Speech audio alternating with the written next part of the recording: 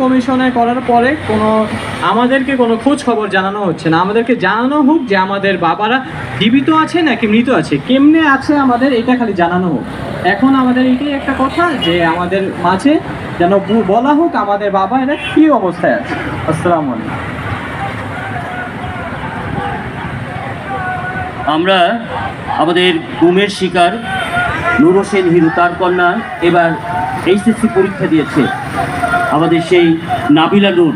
এখন আমরা তার কথা শুনব।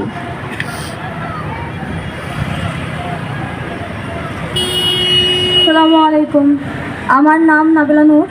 আমার বাবা মোহাম্মদ নূর হোসেন হিরু বৃহত্তর উত্তরা থানার ছাত্রদলের সাংগঠনিক সম্পাদক ছিলেন। 2011 সালে আমার বাবা গুমের শিকার হন। 2009 থেকে এই নৃশংস গুমের মতো এমন জঘন্য কাজ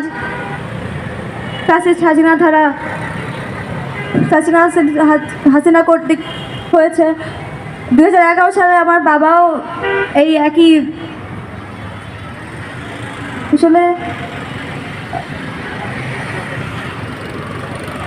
কীভাবে বলবো, আসলে এই 15 বছর আমার বাবা গুম হয়েছে, আজকে 15 বছর হয়েছে।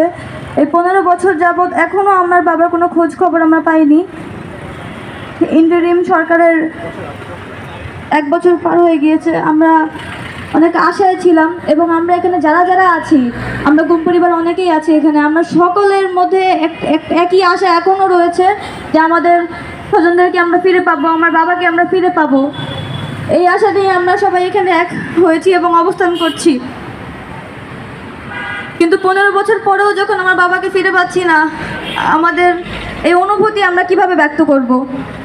আমি এবার এইচএসসি পরীক্ষা দিয়েছি,